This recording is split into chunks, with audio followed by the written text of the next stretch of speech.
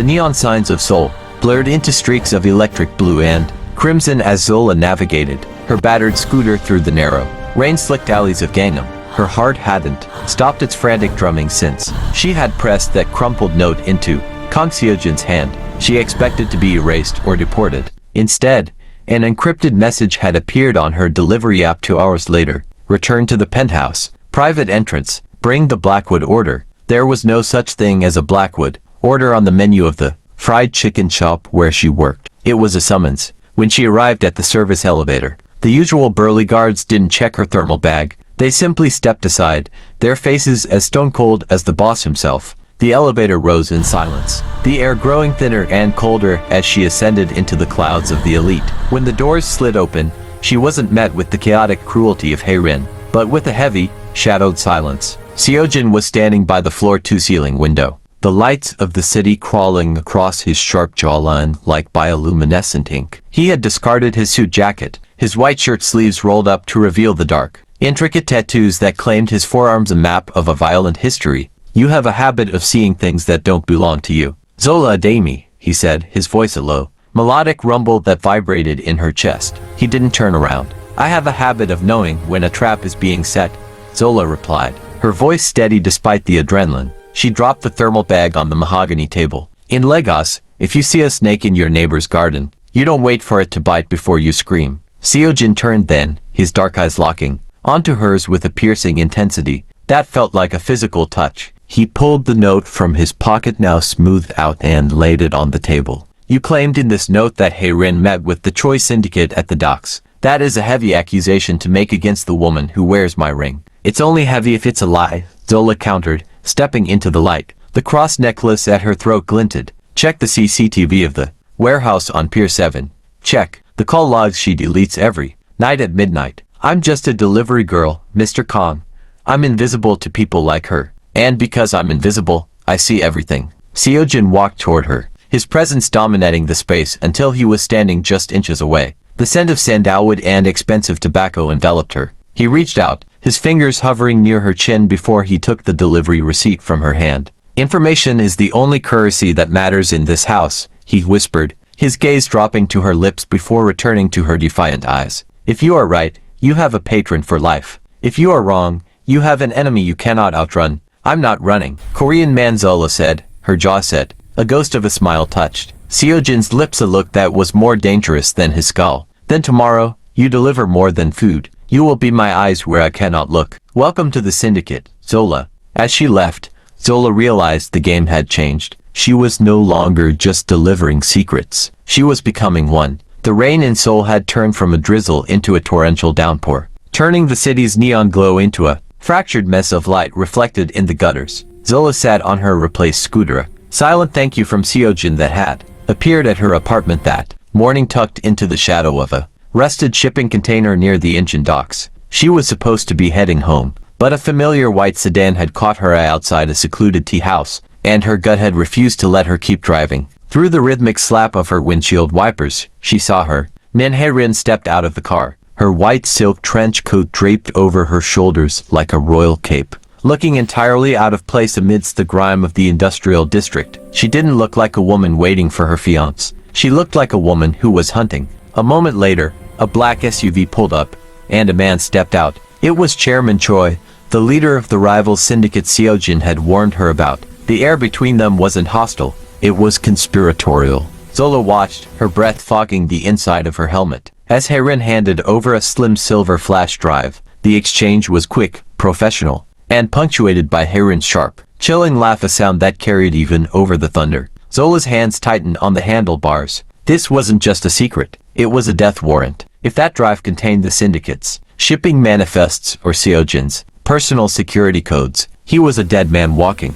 As the cars pulled away in opposite directions, Zola sat in the dark, the cold rain seeping through the seams of her jacket. Her mind was a battlefield. If she told Seo-jin, she was officially stepping into a war she couldn't win. Hae-rin would know exactly who had whispered in his ear, and the disruptor would be the first to be silenced. But if she stayed quiet, she was watching a man who had shown her a spark of genuine respect be led to the slaughter. She thought of the way Seo-jin had looked at her in the penthouse, not as a delivery girl, but as a person with a soul. She thought of the cross at her neck and the weight of the truth. In the hierarchy of Seoul, she was meant to be invisible, a ghost moving through the streets. But ghosts didn't let people get murdered. Reaching into her pocket, she pulled out the burner phone Seojin had given her. Her fingers trembled against the cold plastic. She didn't call. Instead, she typed a single location and a time. Her righteous anger finally overcoming her fear. The first crack in the Kwan Empire had formed, and Zola was the one holding the hammer.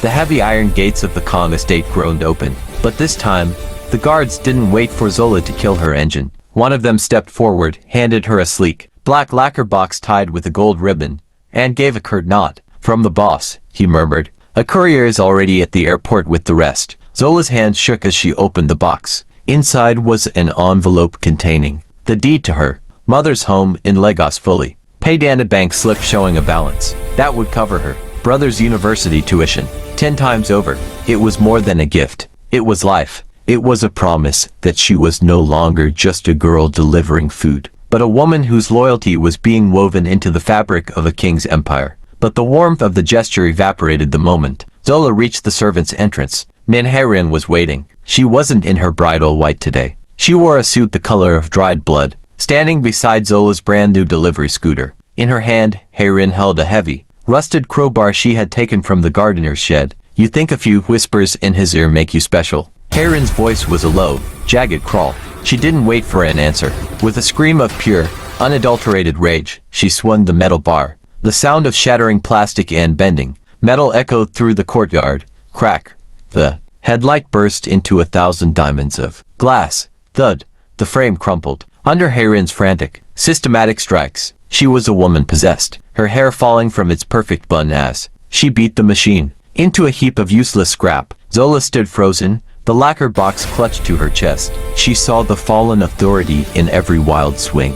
Hae-rin wasn't just breaking a bike. She was trying to break the bridge between Zola and Seojin. Finally breathless, Hae-rin dropped the crowbar. It clattered onto the pavement with a hollow ring. She stepped toward Zola, her face inches away, smelling of expensive perfume and metallic sweat. "The next thing I break won't be made of metal," Hae-rin hissed, her eyes darting to the cross on Zola's neck. "Enjoy your little gifts while you can, courier. Dead girls have no use for deeds and bank accounts." Hae-rin turned and walked away, her heels clicking sharply on the stone. Zola looked down at the wreckage of the scooter, then at the black box in her hands. The fear was there, cold and biting, but beneath it, the suppressed fire turned into a white-hot coal. Hae-rin had made a mistake. She had shown her hand, and in doing so, she had proven that the delivery girl wasn't just a nuisance, she was a threat that Hae-rin couldn't ignore.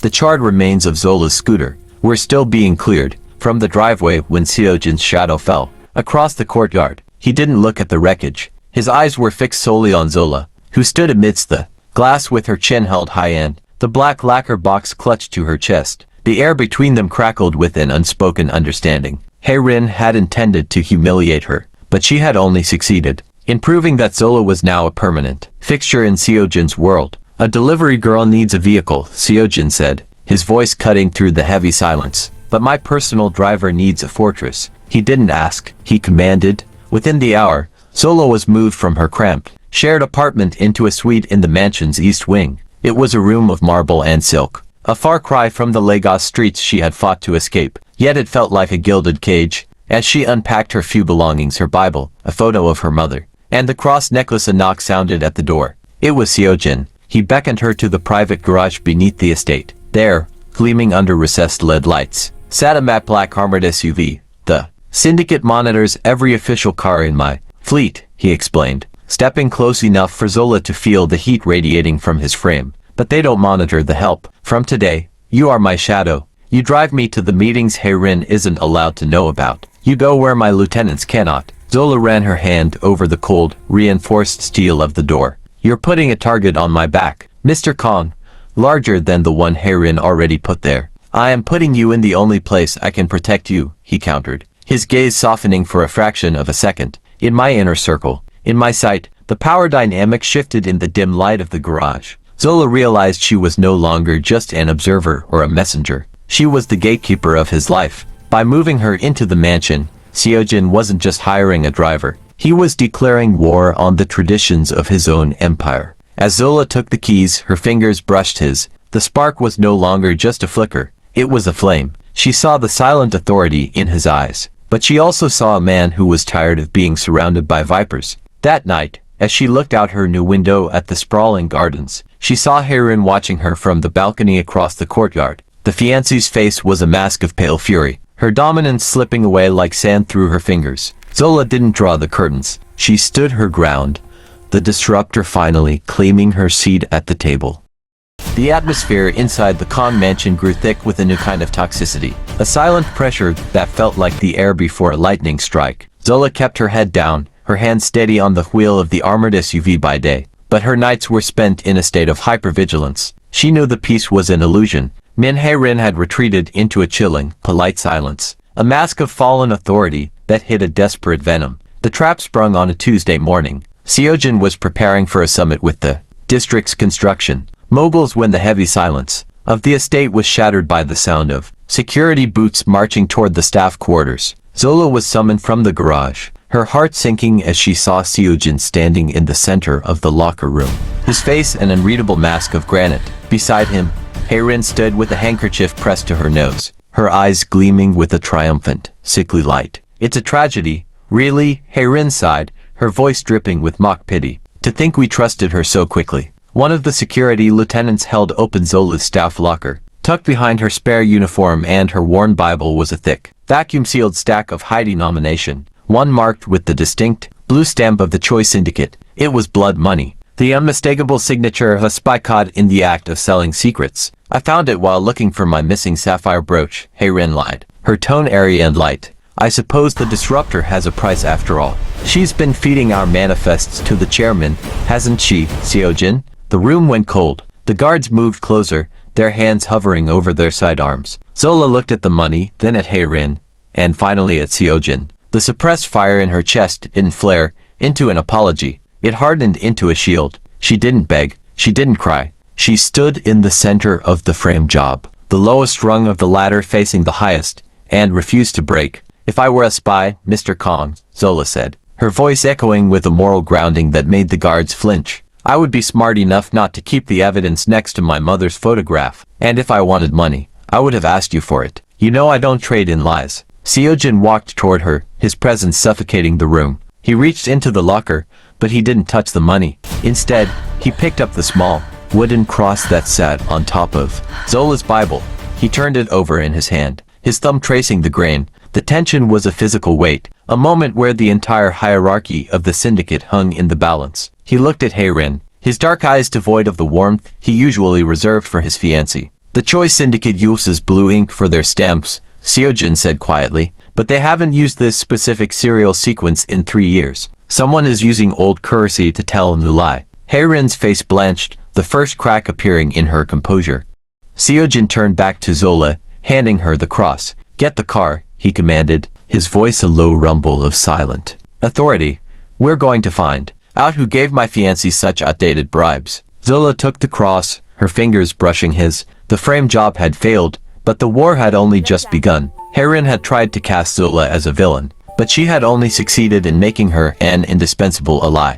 The tension within the mansion was no longer a silent hum. It was a physical weight that made every breath feel like drawing in glass. Seojin's public dismissal of the frame job had humiliated Hae-rin, but Zola knew that a wounded predator was twice as lethal. As she prepared the SUV for a midnight excursion, Zola felt the weight of the silver digital recorder hidden in the lining of her glove. It was the note that changed everything, not a handwritten warning this time, but the cold, undeniable truth in Hae-rin's own voice. Seojin entered the garage alone, his tie loosened and his eyes weary. He leaned against the hood of the car, the silent authority of his posture momentarily softened by the shadows. "The elders are restless, Zola," he murmured, looking at the city lights through the reinforced glass. "They see the rift between my fiancé and my driver as a weakness. They want order restored." "Order built on a lie is just a collapse waiting to happen," Zola replied. She didn't hesitate. She pulled the recorder from its hiding place and held it out. "You asked me to be your eyes where you cannot look. Here, I went further.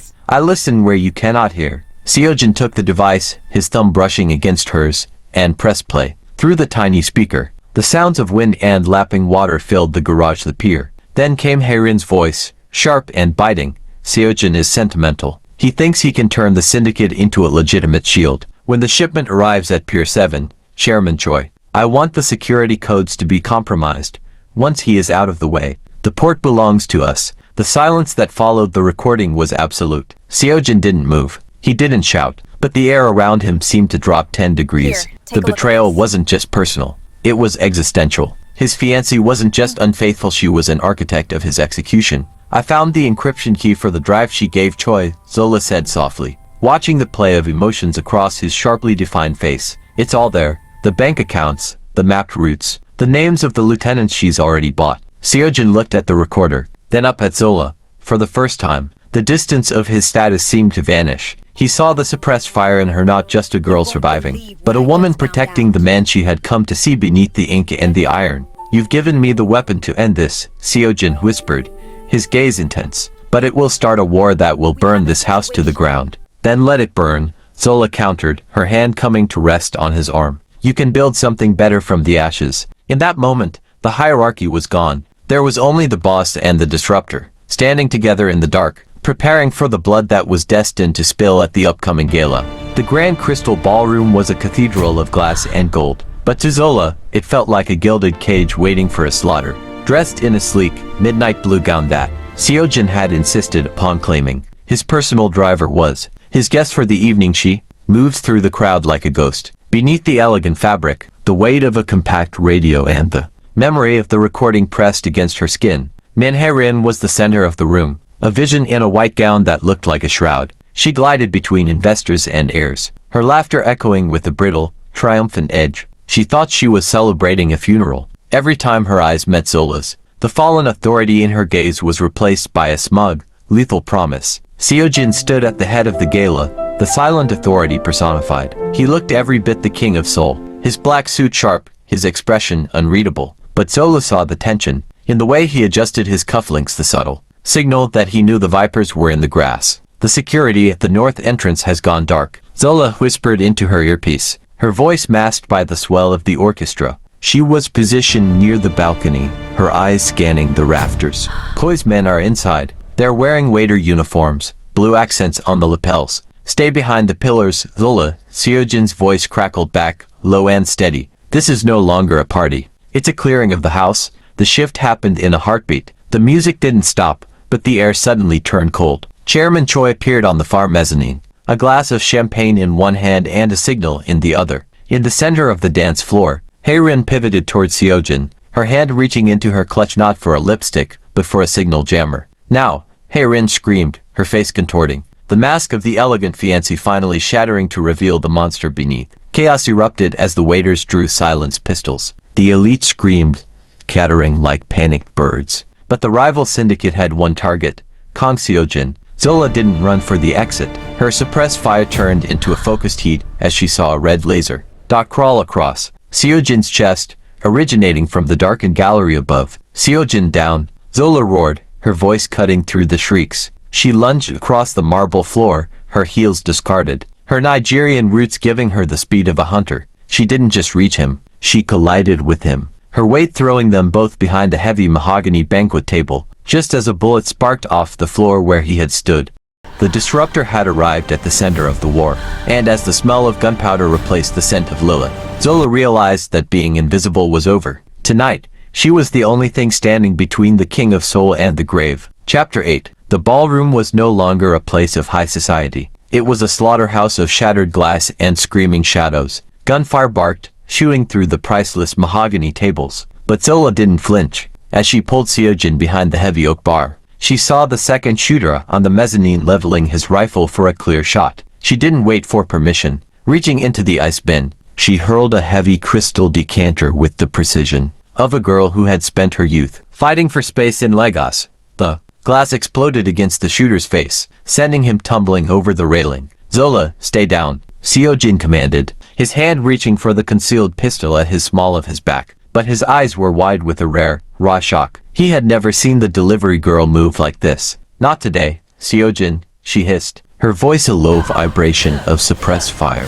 In the center of the chaos, Min Hae-rin was screaming, but not in fear. She was shrieking orders at the Choi hitman. Her white gown splattered with the red wine of a dozen overturned glasses. When she saw Zola rising from the debris, her face contorted into something demonic. She lunged forward, a jagged piece of a broken champagne bottle clutched in her hand like a dagger. "You ruined everything," Heirin shrieked, her fallen authority finally dissolving into pure, unhinged madness. "You're nothing. A ghost, a servant." Zola didn't move until Heirin was inches away. The years of swallowed disrespect, the broken scooter, the threats to her family, and the cold nights in Seoul erupted into a single, kinetic moment. Zola stepped into the punch, her fist connecting with a sickening, solid thud against Heirin's jaw. It wasn't a sloppy swing. It was intentional, earned, and powerful enough to snap Heirin's head back and send her crashing into a pyramid of crystal flutes. The sound of the impact seemed to echo louder than the gunfire. The room froze for a split second. The punch heard round. Seoul,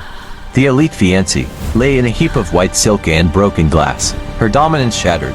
Zola didn't look at the fallen woman. She turned just in time to see Chairman Choi stepping out from behind a pillar, his gun aimed at the back of Seojin's head. With a primal roar of defiance, Zola tackled Seojin to the floor as a bullet whistled through the space where his skull had been. In the same motion, she grabbed a heavy silver serving tray and flung it like a disc, catching Choi in the throat and buying Seojin the second he needed to draw and fire. As the rival boss fell, the room finally went quiet, save for the distant sirens. Seojin stood up, breathing hard, his gaze moving from the dead chairman to his unconscious fiancée.